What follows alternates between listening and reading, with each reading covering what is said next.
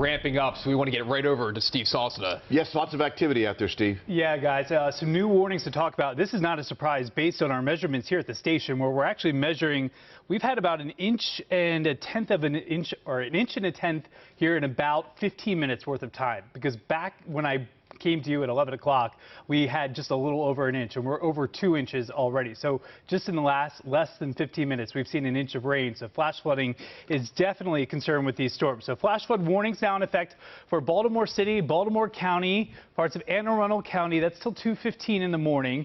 Again, it's coming down so hard that luckily I think a lot of you are home, which is a good thing. Not too many people out on the highways, but if you're a shift worker and you can put back the time that you're coming in, I would do so based on the rainfall rates that we are seeing here. There's a lot of cloud-to-ground lightning with this, very dangerous in terms of itself. We've already seen a report out of Manchester and Carroll County of a house being struck by lightning where crews are responding. So Baltimore City right now under the thick of this heavy thunderstorm with flash flooding right now, but it's this batch right here that's being warned for a severe thunderstorm. That is across parts of Anne Arundel and Howard County, and these storms have actually sped up. They were moving at 25 miles per hour. Now they're up to 45 miles per hour. That's good in a way. We'll get them in and out of here quicker, but at the same time, that means that places like Catonsville, Glen Burnie are going to be in the action a little earlier now. So 11:18 here, Glen Burnie, 11:23, Baltimore, Essex, 11:32. So the quicker we can get these storms out of here, the better shape that we'll be in. Here are all the warnings that are in effect right now. Anne Arundel, Howard County, Prince George's County, that's being warned for the 60-mile-per-hour winds and the potential. They're monitoring it on radar. This is moving into an environment where there's a little bit more spin. These won't be strong tornadoes. You're probably not going to see a lot of tornado warnings tonight, thankfully so. But it's not out of the question that there may be a tornado warning in this path, so we'll keep updating that for you.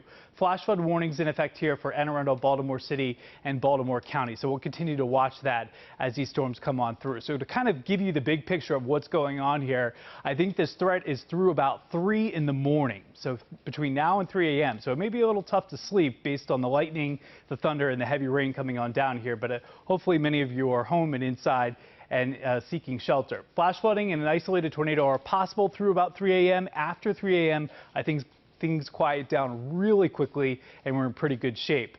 A leftover shower on Wednesday and then some very nice weather into the weekend. Really important map to watch here tonight is the temperature map. It may not be that kind of intuitive to you, but we want to monitor where these storms are moving, and the warmer the temperature, the more healthy the storms can be. So from Baltimore City, Annapolis, over to the eastern shore, this is the pocket that we're going to watch really carefully as that environment is favorable for these storms to continue to live. So there is this batch of storms. Notice behind it, there's nothing. So once we get through it, we're going to be in good shape, but we got another couple of hours to do so. Flood watch is in effect for our northern viewing area. That's because parts of Carroll, Howard, or Carroll, Harford, Cecil counties, you've seen a lot of rain recently, and the additional rainfall rates are coming down really quickly.